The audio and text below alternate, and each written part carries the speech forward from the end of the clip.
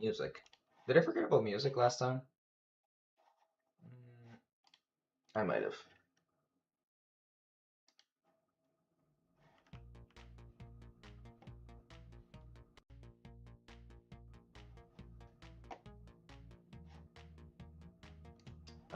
Okay. Let me see. I might have. YouTube is live. LinkedIn is live. Okay. Ooh, let me turn on the light. I'll be right back.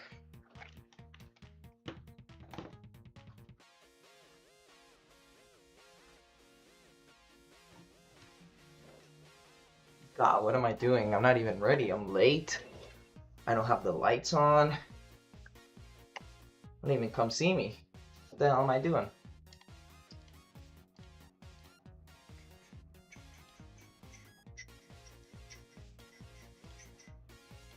1 second. Okay. Have chat. All right. What's up, everybody? Welcome back. Today we're gonna be solving some LeetCodes. Today I'm in the Bat Cave. We're solving Bat LeetCodes today. Okay. What did I do last time? I did the the RAG agent, right? And what has happened since then? I went to like a salsa festival here in Toronto. That was really fun. And I went to a little picnic in Trinity Bellwoods. That was also really fun. And now I'm here.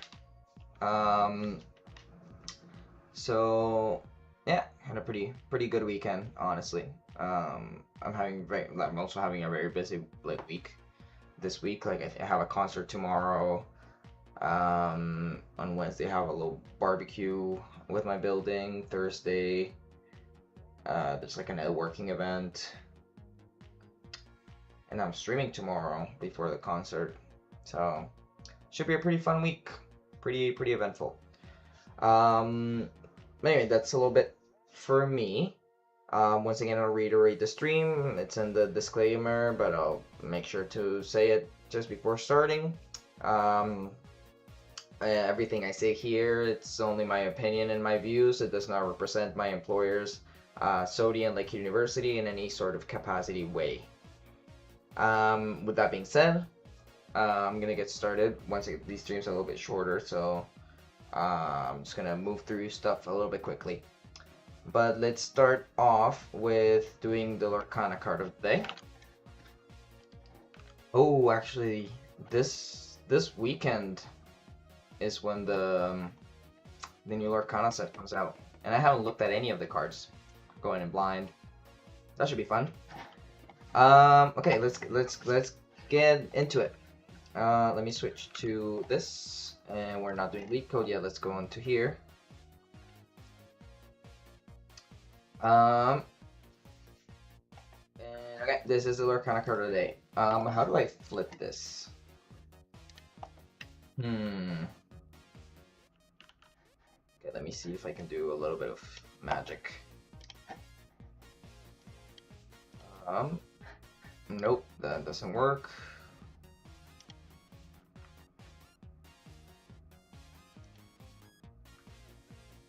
Okay, I know what to do. We put it in paint. Paste it here. Rotate it. There you go. I don't think we have got a location before. I think this is the first time. It's kind of cool. Oh, no. Okay, do it again. Like that. And I think maybe if I click shift. Yeah. Okay. So this card is called Flotilla or Flotilla, Coconut Armada. This is from the movie Moana, if I'm not mistaken. Yeah, these are the coconut things. The what are they called? Starts with K.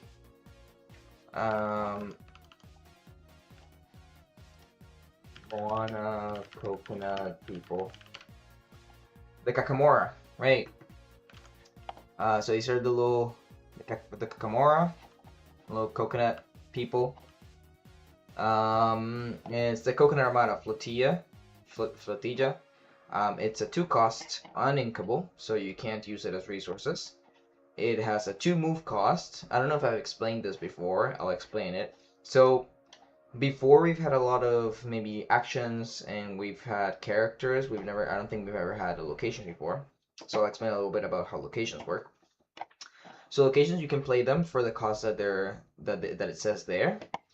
And what they do is they have some sort of effect of something that they do. And then they have 2 values here. So there's the move cost and the willpower. The willpower is very similar to characters, where it's like their life. Once their life reaches 0, the location dies. The move cost is how much ink you need to spend, how many resources you need to spend to move a character into this. And so there's benefits with moving characters to locations, as we'll see here. So the effect of this location is Tiny Thieves. It says at the start of your turn, if you have a character here, all opponents lose 1 lore, and you gain lore equal to the lore lost this way. So for example, if you have this location and you have no characters there, then it does nothing basically. But if let's say you have a Diablo or any sort of character in here, you move it paying 2 cost. Then at the start of your turn, your opponent would lose 1 of their points that they need to win, and you gain 1 point. If you're playing 1v1, you can also play 1v3, 1v4. Like you can, there's other modes, but the most popular one is 1v1. So normally what would happen is they would lose 1 lore and you would gain 1 lore. Now, okay, let me finish doing the introduction for the card. The artist is Jiahui Evagao. It's card 135 out of 204 in English and of set 6. And it's a rare. That's the rarity here. So this card is okay. I'm tempted to say okay, tending towards bad. The reason why is it sounds really good because it's only a 2 cost, and then it's like it basically has an effect where your opponent loses 1 lore and you gain 1 lore. So it's kind of annoying for your opponent because it's basically as if you were winning 2 lore, kind of like in the difference of points. However, if you think about your ink, like your ramp, not your ramp, I think it has a different name. Your curve, right? Turn 1, you put 1 ink down and you play a 1 cost character, a 1 cost action, whatever. You play a 1 cost card. Turn 2, you ink something and you play this, and your ink runs out, so you can't move anything into this location yet. So you have to wait until turn 3, where you can pay 2 out of your 3 ink to move something in here, and then maybe you can play a 1 cost character or whatever. And it doesn't come into play until turn 4, at the start of your turn on turn 4. So normally by turn 3, your opponent would have something to get rid of this, right? They would, like, unless you're being disruptive in the way you're playing, they would have something to deal 6 damage to your location. And even if they don't, they're only losing 1 lore. So if you're playing them early and you're at 0, they're at 0, losing 1 lore, they don't go to negatives. They don't go to -1, so they just stay at 0. So they might not be losing anything at all. So it's not amazing. It's not very good. And also, like, if you have a character there, then you can't really exert it because they could get rid of your character, and then this doesn't come into play. So it's just kind of, unless you're playing around it in some way. I know there's some like characters or locations that let you move characters into locations without paying any cost. But I don't know how applicable that would be here, or if it's something that's possible. But it's not very good unless you, like, I guess you play around it. Even so, like, they're only losing 1 lore, you're gaining 1 lore. Like, it's not that good to be able to justify playing it. Like, there's much better 2 cost cards in red. Okay, but that's the Lorcana card of the day. Honestly, I think it's our first location. Pretty interesting. But let's move on. Kakamora. I almost forgot. You know, it sounded like coconut a little bit, but is the music too loud? No. Okay. So today we're continuing solving grind 75. And we're gonna solve threesome.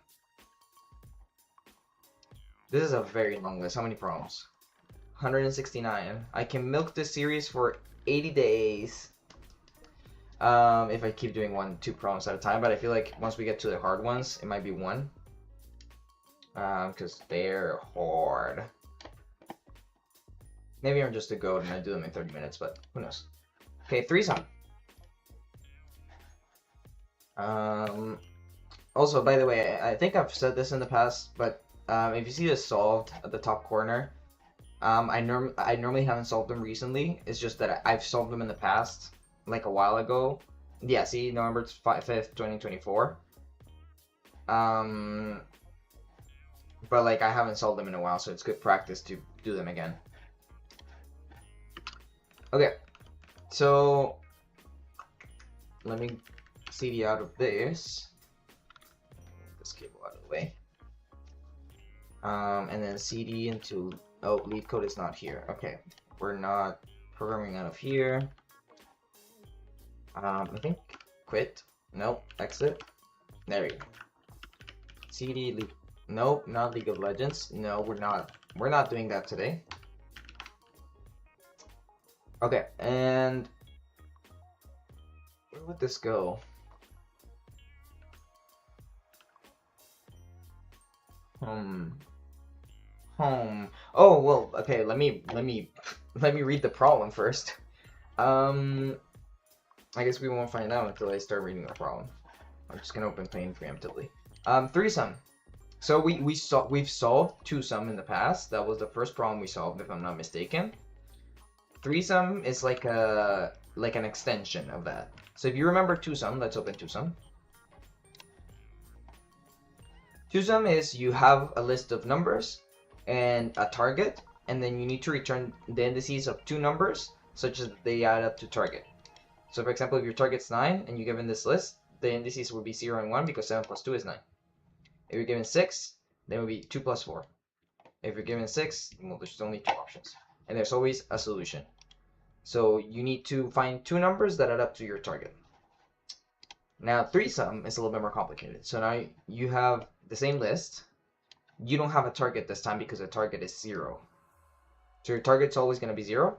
And you need to find all the triplets, all of them, such that they're not the same number. So you can pick -1 and -1, and like you can't do that. They all have to be different, and that they all add up to 0. And they must not contain duplicate triplets. So here, we need to add up to 0 with this list. So you have 2 options. You can do -1, -1, and 2, or you can do -1, 0, and 1, and there's something else. I mean, you could technically do -1, 0, and 1, but it doesn't matter. It's the same 3 numbers, so we're not gonna worry about that. With this one, there's only one possible triplet. It doesn't add up to 0, so there's 0 solutions. You return an empty list, an empty vector. With this one, there's only one solution, the 3 zeros. The length of the list is from 3 to 3000, and the numbers go from -10 to the 5 to 10 to the 5. How are we gonna solve this? We can use a little bit of what we learned from twosome. So if you remember in twosome, the naive solution was we check all possible pairs of numbers and then check if they add up to the target. And if they do, we return them. Problem with that, you're checking every single possible combination.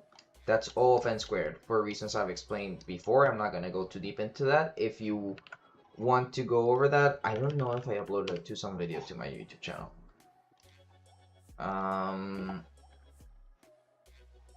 I did not. Okay, well, you can go back if you really want to. You can go back to the first stream. I solved twosome here. Um, and so that I have the solution there. Or you can watch some like YouTube video explaining it. I don't want to go too deep into that, so we can solve threesome and not waste too much time. But this takes O of n squared because you're checking every possible pair. Now, the correct solution was you iterate the list one by one. As you go, you keep a dictionary or a hash map of numbers that you've seen. It's actually a set. You keep a set of numbers that you've seen before. So when you go here, the set is empty.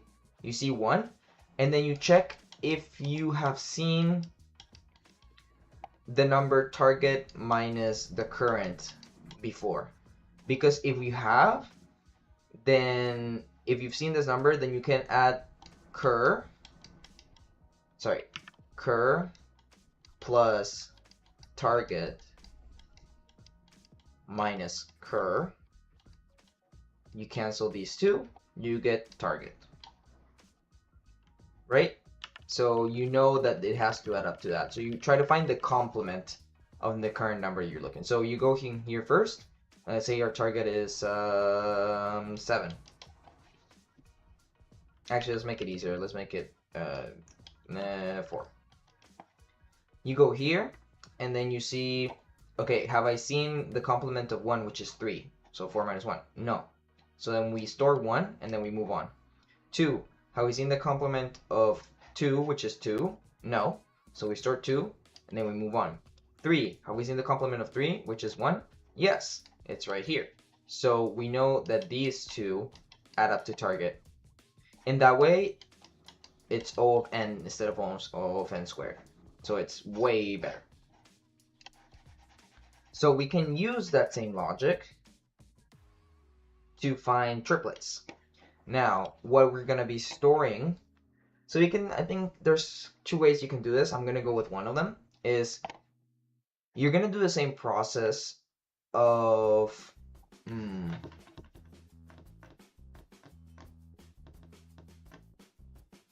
now I'm thinking,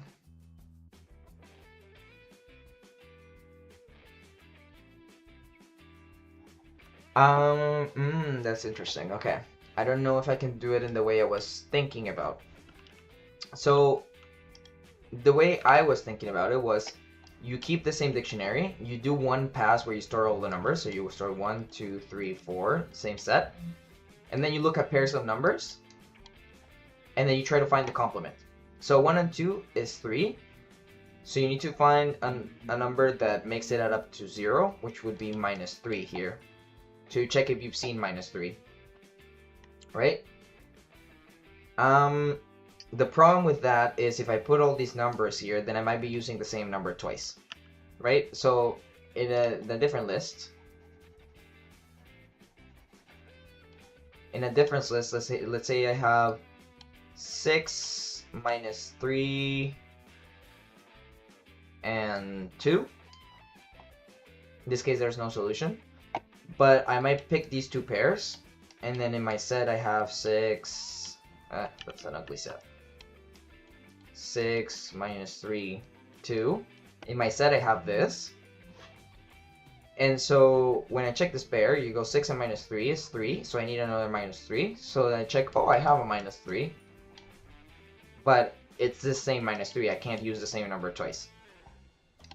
So that's a problem. What if we do it the other way around?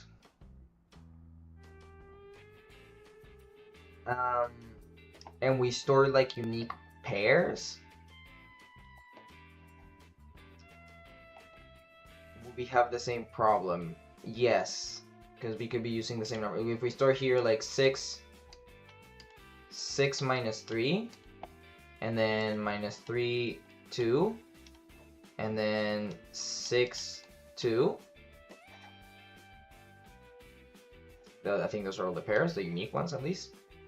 Then when we check this one, and then we're going like here, and then we see, oh, it's the complement, so yes, but like it's already included. So no, that's not the answer either. So what I'm thinking is we can't just put the whole thing in the set, because we'd be including things that we like. We could be including the same number that we're already visiting. Like the smart thing about twosome is that you're not repeating the same number because you're only adding it to a set once you've already like explored that option. So you explore the option and then you add it to a set, because if you add it to a set and then you explore the option, you run into the same problem. So we can use that same logic, I think. How would we do it though?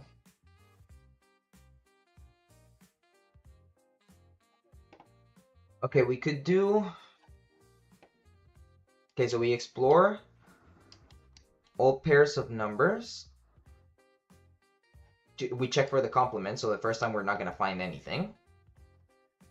So actually, we could probably skip the first instance, but let's just say we go through the first instance.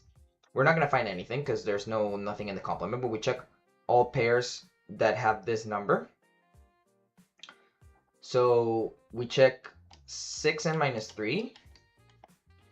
And then also we check minus 3 and 2, and we check if the complement is there. So in this case, it would be 1, and in this case, it would be minus 3. Since the set is empty, no, it's not. So we can now insert 6. And now we move forward with this. So now we say minus 3 and 2, is there a 1 in here? Minus 1 in here? No. So then we move forward and then we run out. I don't know if this works. Let's check with the examples. So let me copy this maybe. How do you do a text box?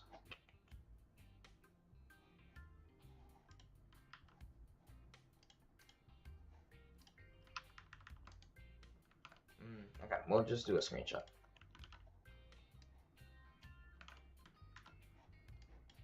Okay. Oh. Ah. Okay. Maybe not that big. Like that. Okay. So, we have those numbers. So let's just, I'm gonna end up writing it because I need to put pointers on it. And I guess I could have, it's fine. Did I write it properly? Minus 1, 0, 1, 2, minus 1, 4. Yes. Okay. So now we have our set. Our first iteration, we're not going to find anything because there's no complements in the set. So let's just say we just put minus 1 straight in here. Now we look at all of these pairs. So 0 and 1. So, okay, let me just... So 0 and 1, the complement is minus 1. It is here, so we can add it to our solution set. Minus 1, 0, 1. And then, well, we're not gonna find anything else because they have to be unique, and the only... No, I guess, no, you could have different ones, so we should keep checking. So now we check 0 and 2. Do we have minus 2? No. Keep going. 0 and minus 1. Do we have 1? No. Keep going. 0 and minus 4. Do we have 4? No. So we're done checking all of these. We can now insert 0. And then we move forward. 1 and 2. Do we have minus 3? No. Move forward. 1 and minus 1. Do we have 0? Yes, we do. However, like we can do a check when we're putting in the solutions, but this should be unique. So we can't just add the same minus 1, 1, 0 in here because we've already covered it here. So we're going to do some sort of check before adding it to our solution set. But this is a valid solution. Okay, and then we move forward. And then we see 1 and minus 4. That's minus 3. So do we have a 3? No, we do not. So now we insert 1, move forward. Okay. Now we have 2 and minus 1. Do we have 2 and minus 1 is 1? Do we have a minus 1? Yes, we do. And we don't have that solution, so we can insert it. So we have minus 1, 2, 1. Or minus 1, sorry. That's a valid solution. Okay, move forward. 2 and minus 4. That's minus 2. Do we have a 2? No, we do not. So we're done checking 2, and we can add it to the set. And finally here, we have minus 1 and minus 4, minus 5. And do we have a 5? No. So we're done. We can add minus 1, and actually it doesn't matter because we're done with the whole thing. So these are the solutions that we found. Is that consistent? Yes, it is. You can return them in any order, I'm pretty sure. So I think that's our solution. It's basically 2-sum with extra steps. Now, where did I put 2-sum in my solution set? Do I have FD? I guess that works. Oh, 2-sum is problem number 1. And I put them in array. Okay, we'll do array. Array, and then this is problem number 15.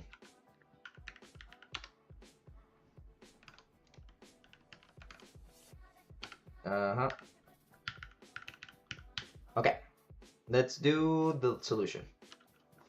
Let me make it big. And let me make it big. There you go. Is that better? Let me see how it looks. I guess I can't see how it looks. It's fine. So here we're gonna be we have to create a solution set, and I'm gonna emphasize set because you can use vectors as keys in a set, so that's gonna be useful for our solution. Yeah, that's actually perfect. Set C++. We'll, I mean, I'm pretty sure of how it works, but we'll just go check the documentation. So it's insert arrays. Yeah. Okay. So we're gonna create a set of vector of int. And it's gonna be called st or sol st. That's for solution set. And so what we're so solutions. So this is gonna check. It's only gonna keep unique solutions in our solution set. However, for the set's purpose, these are 2 different solutions. This one and this one, because they're in different order, and the set thinks these 2 are different. However, for our problem, this doesn't matter. Like, this is the same solution. So actually, let me see one thing.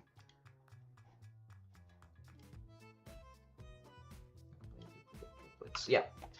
So what we're gonna do for this is we're gonna sort the vector before putting it in the set. So it should always be in the same format. So it would be -1, 0, 1 in this way.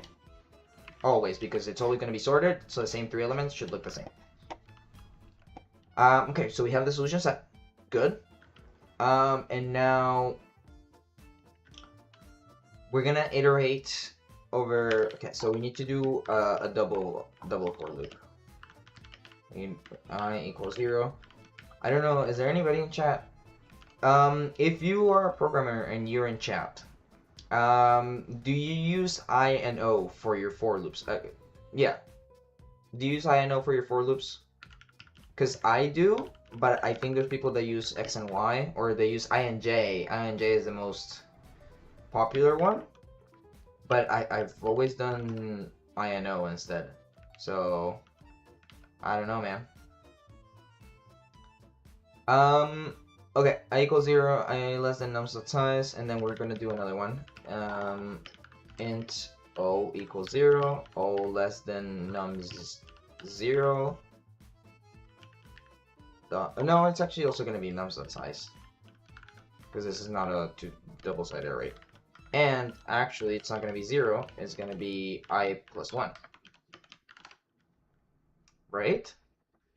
So we have the double for loop right here.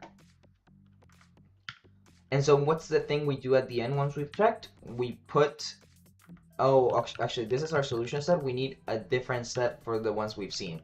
So that's going to be actually a set of int, and we're going to call it seen.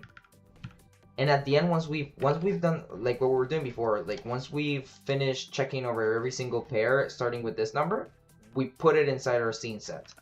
So let's do that here. Scene.insert nums I. And actually, as we saw, since there's nothing in the first, there's nothing in the solution set at the beginning, so we can just skip the first iteration. We can start from 1, and then what we can do is scene.insert nums 0, right? And now we have a pair of numbers here, so we're gonna get the sum,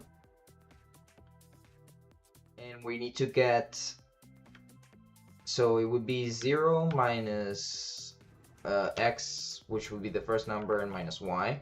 That's the number we need to find in our solution set, right? Like if it's 1 and 0, it would be 0 minus 1, so it would be 1. So our target, I guess, or our complement is going to be equal to 0. I'm just going to write it 0 minus x minus 1. You could technically just write minus x minus y. 0 minus nums I minus nums O. That's our target. And I'm going to put the 0 here so it's clear that this is the target we're looking for. So if our complement is in the scene set, so if scene.count of our complement does not equal 0, that means we have a valid pair. So we're going to make a vector, which is going to be in our solution vector. We're going to call it valid solution. And it's going to be equal to nums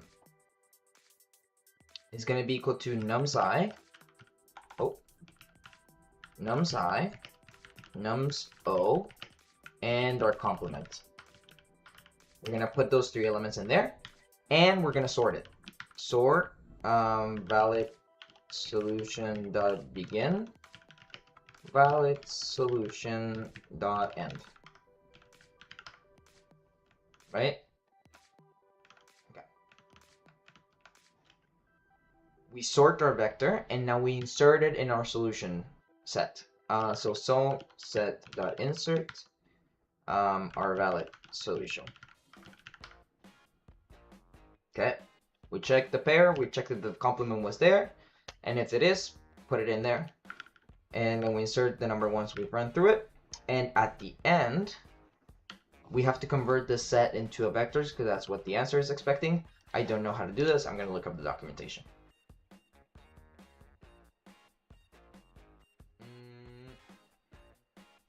I mean, I know how to do it if there's no method for this, but how to convert a set into a vector?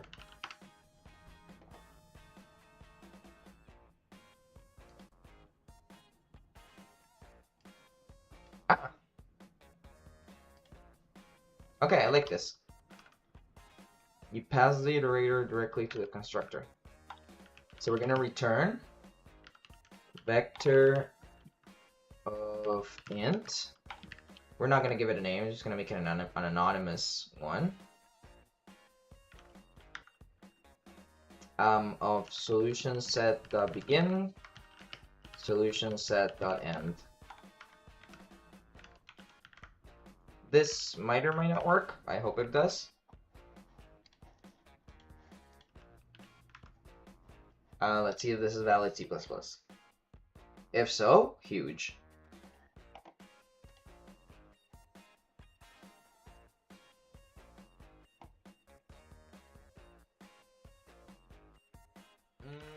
Okay, let's try something different. We're gonna say, oh, right, vector of vector of of int.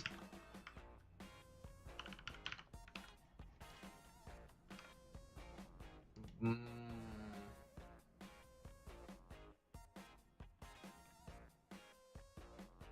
Don't you need two initializers then?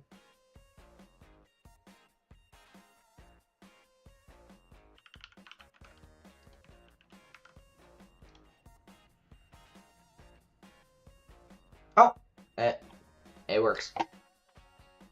Okay.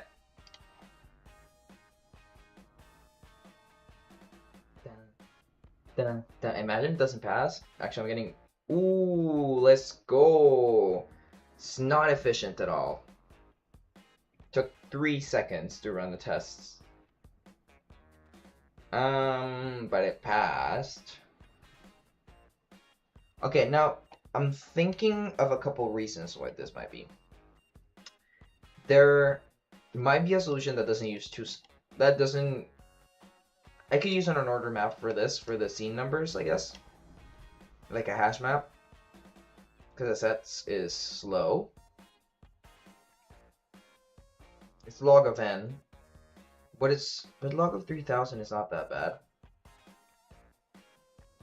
I could also do the same for this. But then I have to create a hash function for the solution set. So it might be that I'm using log of n for both. Or it might be that they, like, because this solution is open squared. Right? Because we're doing like this, this iteration here. But then it's open squared times log n.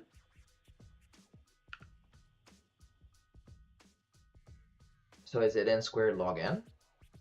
Yeah, because every time we're doing the scene.count, and if you like checking if something's in a set or inserting, because we're inserting every time, is log n.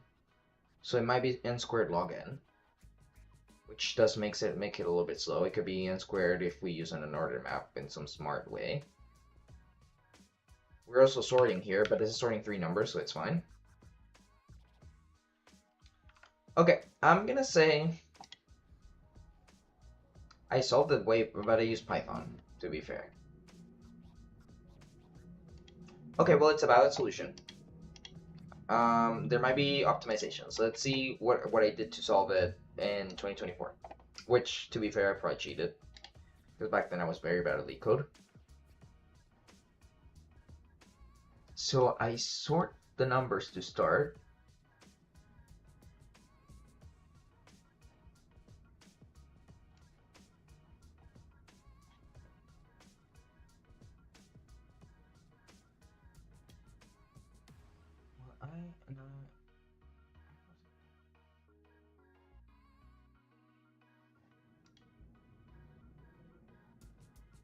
Well, I and I less than length of nums. And nums equals nums of I minus 1. I plus equals 1. LR.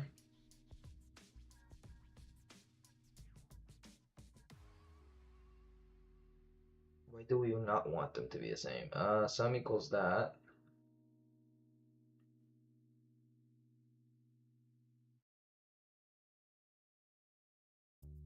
If sum is bigger than 0, R, reduce R. Oh, because the numbers are sorted. Sum is less than 0, increase. Ooh. So what would be the... This is smart. I mean, it's what would be the time complexity for this? So you have 3 pointers, and then you pick a number, and then you pick another.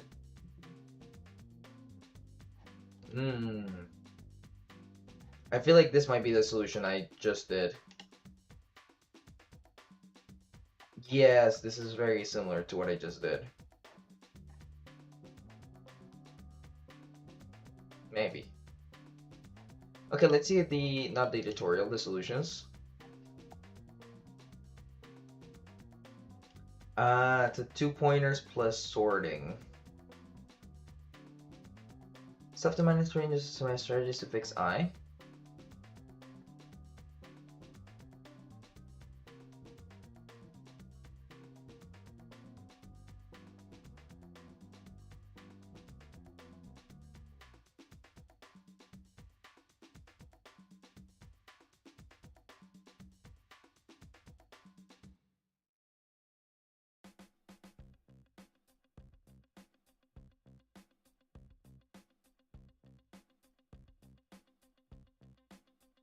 Okay.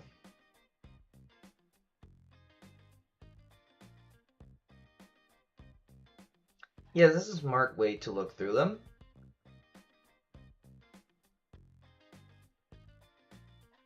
Might be the one that I did.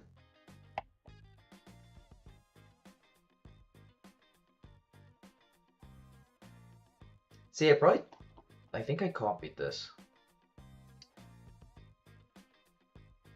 Yeah, definitely copied this. Like, I probably cheated for like the proper solution.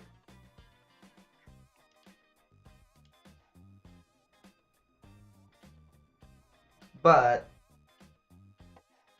like, we found a valid solution. It's O of n squared. Wait, this 2-pointer solution, what's the complexity? O of n squared. So it's the same complexity. It's just, well, we're doing at n squared log n because of the set. So I think that's what's making it slow. I'm unsure if using an unordered set would make it better.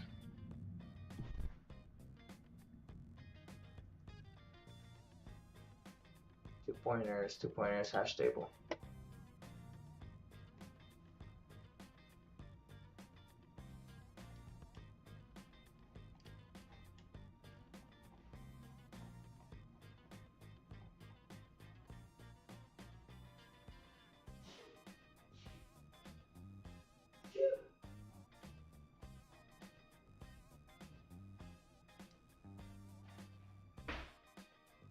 Yeah, it might be the login. Okay. Actually, I want to see how much better we can get with this solution. I think this is also part of like interviews, because they sometimes ask you to optimize a little bit. So let's do that. So I know for sure we can do like something like this. It doesn't really matter the second type, but is there an unordered set?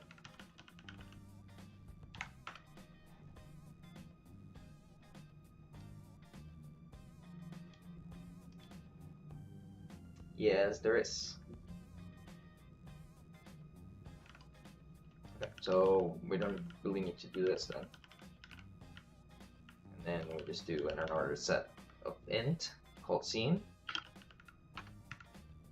And we insert that.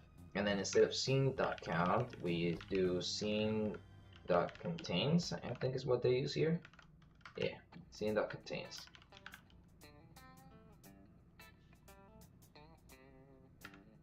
And then we insert. Okay, let's see how much faster this makes the solution.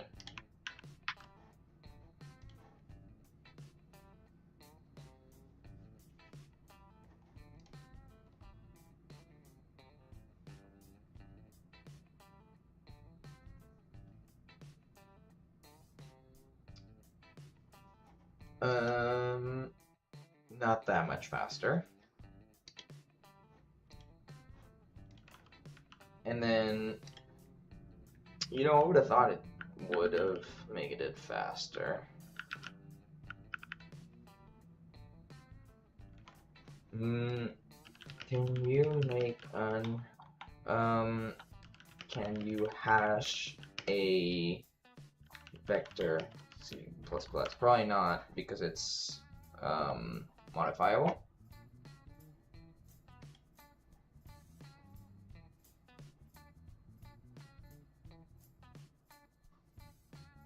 Okay, well, I'm just gonna copy this.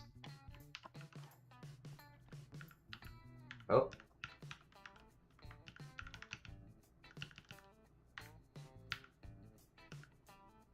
We have the vector hash. I don't know if you can, this probably has to be outside.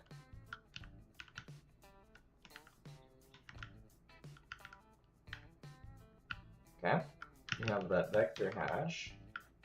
And now here we do an unordered set of that. A vector of int and vector hash. So we pass the vector hash as the second argument. Now let's check solution set and how we use it. Insert, I think it should be the same. Okay.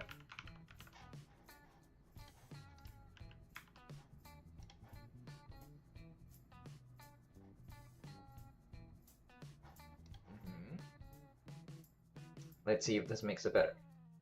Instead of log n, we're doing O of 1 now. Not really. Okay, so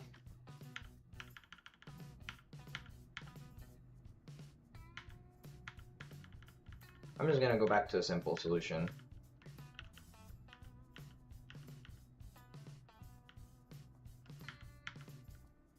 This is the simple solution. Okay.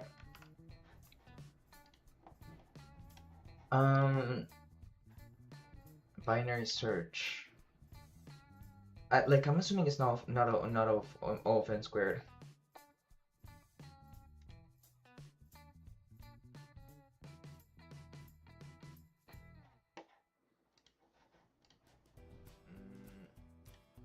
Yeah, I think this is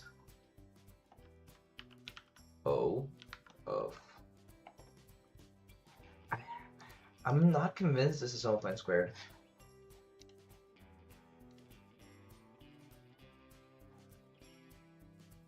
I guess it is. Maybe it's just the memory management that makes it slow. Yeah, this is the one that I did. It's n squared log n, I guess. Okay, that's fine.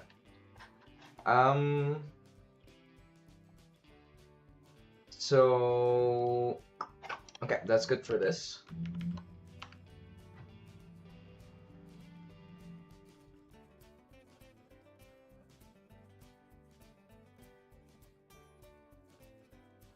Give me 1 second, guys.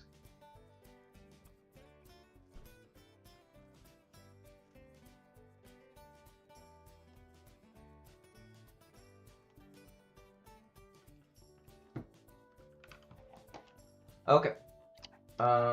Let's mark it off. And then, okay, this one I know which one it is. It's super, I think I can do this very fast. Okay, this is gonna be a tree question. So tree, and then 102.cpp. And yes, it says solved, but let's see what November 2024. See? So I haven't solved it in a while, but I know what the question is, like from the title. So I feel pretty confident being able to solve it fast. Blazingly fast, even. Binary tree level order traversal. Given the root of a binary tree, return the level order traversal of its nodes values from left to right, level by level. So if you see here, oh, great. Do I have that? Yeah, I did copy. If you see here, this is your tree, and then you're gonna return a vector of vectors where each level is a vector. So let me explain better. So you go a level is like a horizontal line here. So like 3, 9, 20, 15, and 7. So that's how you should return it. So you create a vector with just 3, a vector with 9 and 20, and a vector of with all the ones in the third level. Now the maximum number of elements you can have in the third level is equal to 2 to the level minus 1. So actually, let me write that down so it's a little bit clearer. 2 to the level minus 1, right? And the first level is 2 to the 0, so 1 element is the max. Second level, 2 to the 1, 2 elements is the max. Third level, 2 to the 2, 4 elements is the max. Because every time it's sim powers of 2, basically. Now this, you don't have to have the maximum amount of elements, so you can't just cheat by using that, because you can have an empty subtree here. But it's good to know. It's good to that if you thought of like that as a solution to start, that's a good start to know that to begin with. But you'll find out that you can't do that, especially with this example they give you. Now, traversing from top to bottom, left to right, it sounds very similar to something that they teach us with like traversals. That you have DFS and BFS. So DFS is a depth first search. So you go from the top to the bottom of the tree to find your solution. And if you don't, or let's not talk about solutions. You go from the top to the bottom of the tree, and then you go back up one level, and then you try to go as deep as possible every time. And then once you've reached the bottom, you go up a little bit and keep doing the same thing. So you, if this is your tree,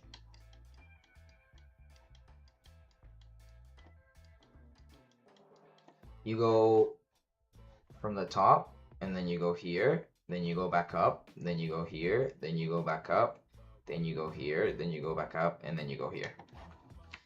That's DFS, because you go to, it's a depth first search. You go as deep as you can. BFS is similar to what the problem's asking. So you go here, then here and here, then here and here. It's a breadth first search, so you go wide instead of deep, which is exactly what the problem's asking. Now, we know we need to do BFS because of the nature of the problem. However, there's a second problem here, and then that it's each level should be a list. So how do you know, like while you're traversing the tree, which level you're on? And I found this a while ago, and that's why I say like LeetCode is a lot of pattern recognition. But there's a technique to do it that I'm going to teach today. And that is, so to do BFS, I'm going to put it here in the corner. You have your nodes in your tree, right?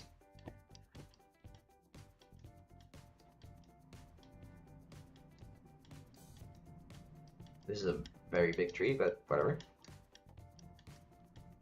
And then you have a queue, right? You have a queue in which you store your nodes, and that's how you explore the tree. So you need a queue to be able to traverse it. So at the beginning, what you put in your queue is, I'm going to label them. This is ugly.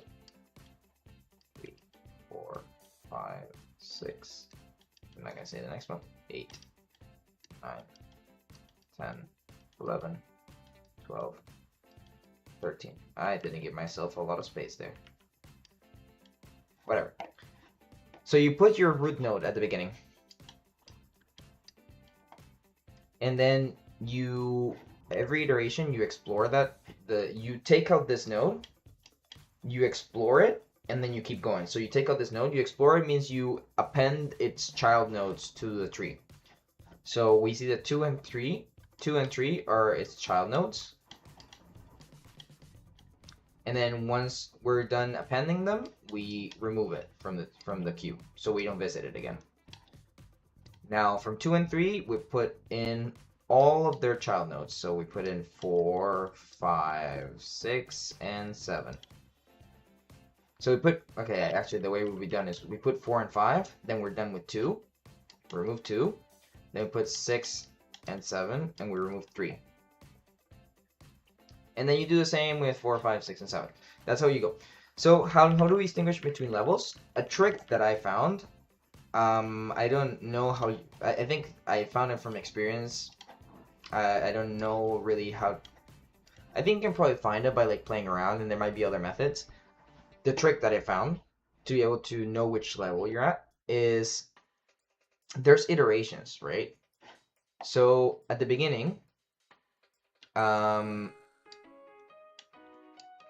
you only have one element, right? So at this point, what you can do is, you do a for loop over the length or you iterate the length of your queue, and that's going to be one whole level. So at the beginning you only have one element, so you do the one element, you pop it, and that's your first level. This is level 0 or level 1. Let's go with level 0 because that's like the notation for textbooks. Now once you've done that level, you've done one iteration, you're gonna have 2 levels here, 2 and 3, and now you go back into this for loop, right? And so now the length of queue is 2, so now you do 2 elements, so you do 2 and then you do 3, and now you're done with level 1. And now you're gonna have 4 elements in here, 4, 5, 6, and 7, and then so now this length of queue is gonna be 4. So you do that 4 times, and then you're done another level. So that's how you know which level you're on, or like that you've done a level. Because if you just go top to bottom, left to right, how do you know where a level ends and when it begins? And also it works even if, like, for example, let's say this whole right subtree wasn't there, it still works because let's go back to 1. You do 1, you iterate for 1, you pop it, and now here you don't have 2 and 3, you only have 2. So you only need to go once. So the length is 1, you do this, you pop it, and then you have 4 and 5, and then you're in the next level, you know. Now you know that. And then you keep going. It works for any sort of tree, it doesn't have to be complete. So let's do that approach. Okay. So we're gonna create our queue. We're gonna create a queue of 3 nodes.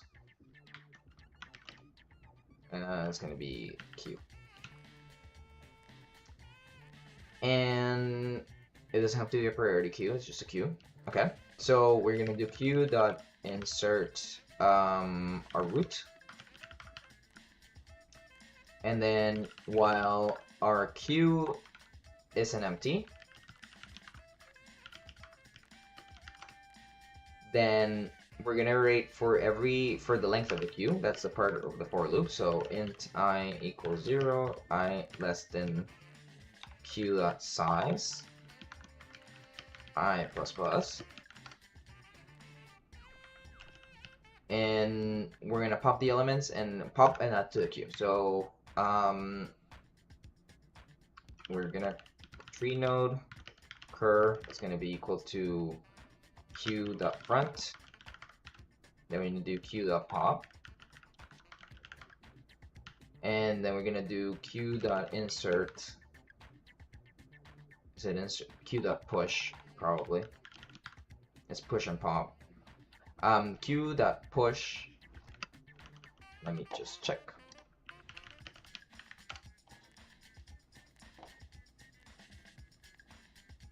Yeah, push and pop. So queue.push cur left and queue.push cur right. And okay, not here. We're gonna do it here. So yeah, we're gonna have one here, which is gonna be a vector of int solution. And then here we're gonna create our current vector, curvec, and we're gonna say curvec dot push back per val. We're gonna push back the value, and then once we're done with one iteration, we know we're done with the level. So we can solution dot push back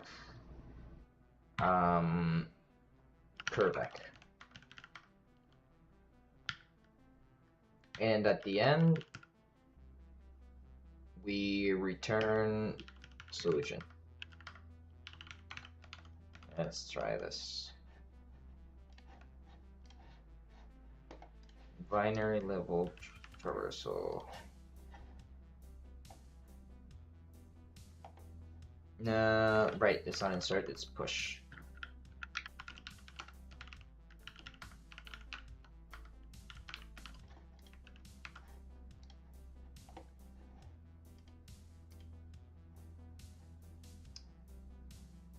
Member access within null pointer. Okay, we are not handling empty nodes. And it's right. So here, if cur left exists, then we push. And same thing here, cur right exists, then we push. Because if it doesn't exist, we can't explore that tree further. That subtree further. Member access within null pointer. I'm assuming curval is empty, and so okay, we need to do something here, and it's if not root, then return solution.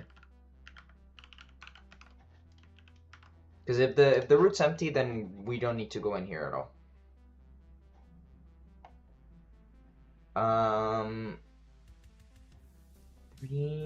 Okay.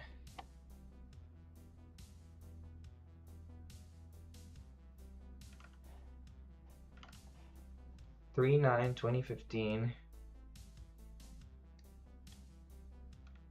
Okay, so it's doing some weird stuff.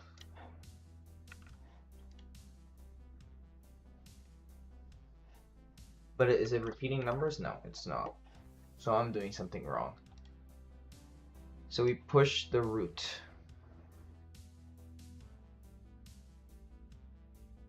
Oh, we push the root to the queue. This should be 1. Take the front, we push it back into our current vector. Pop. And then we push. Only if they exist.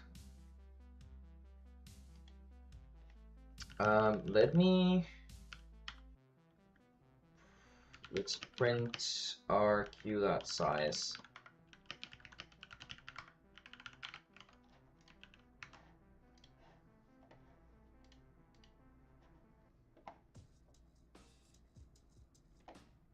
One.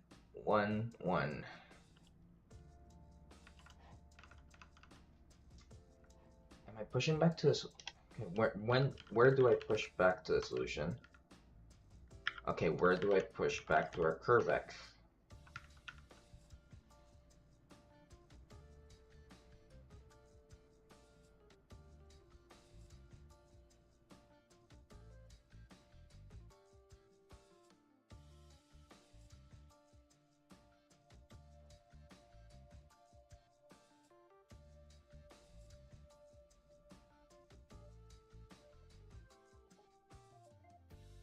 It might be something with the reference.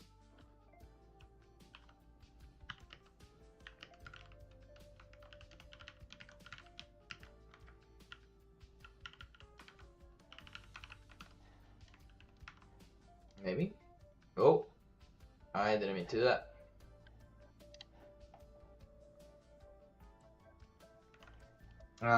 So this would be a pointer, so we need to dereference it.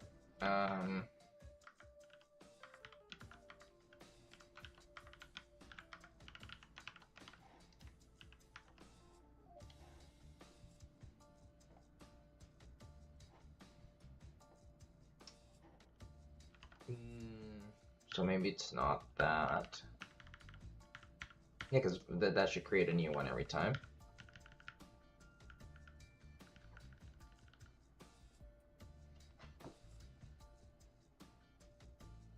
And Q dots. I see. So yeah, this Q dot size is dynamic. Every time we're calling this, so we need to store. Yeah, I've run into this problem before. So queue size is going to be equal to queue length size. Then, so we need to keep it static. Like at this time of call, what was the size of the queue? And then we do it for that amount. Because every time if we're gonna keep calling, then it's gonna be changing, and you could be stuck there. I'm surprised it's not actually. Yeah, there you go.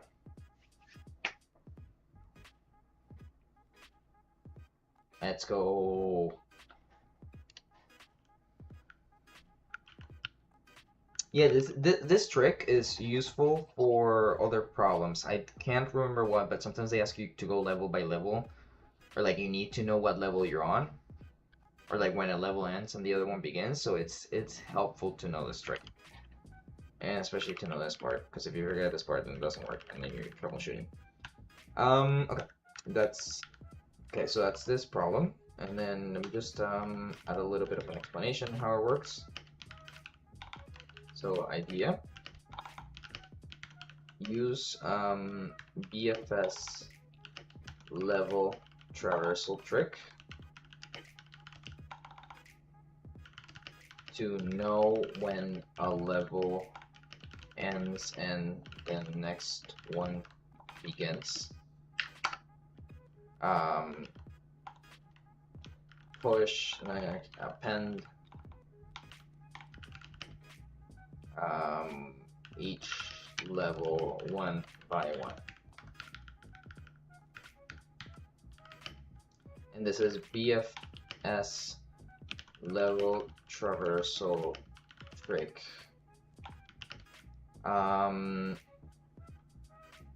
Store the size of the queue at each iteration and pop exactly that amount of elements. That should be a whole level. Okay. And now let me go to threesome.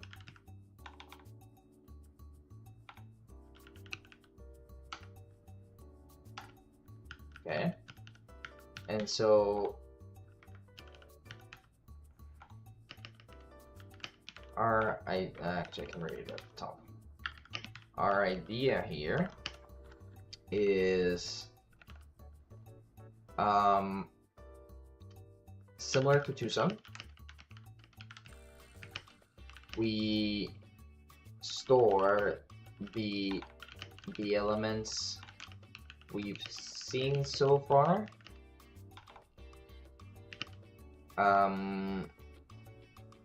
We store the elements we've seen so far. However, this time we iterate over. No, we check pairs of numbers and try to find their complement in the scene set. To keep only unique solutions, we use a set, and we sort every, what are they called? Tuple? Not tuple. This is twosome. Where's threesome?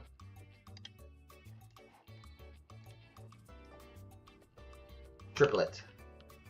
We sort every triplet before putting them in our solution set.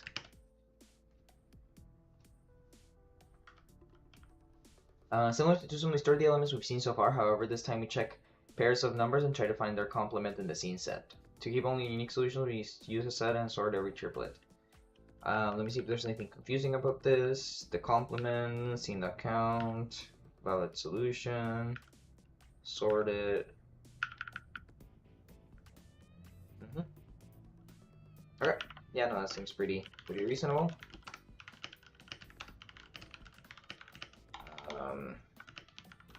Let me do, oh.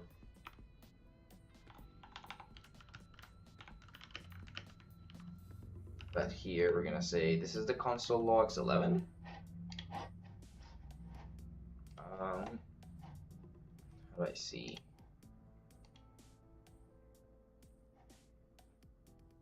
Yes, it is.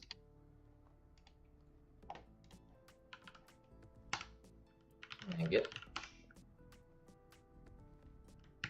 Okay, so that's gonna be it for today. Thank you all for tuning in. I hope you liked the solutions to today's problems. And oh, I didn't know this. Did that?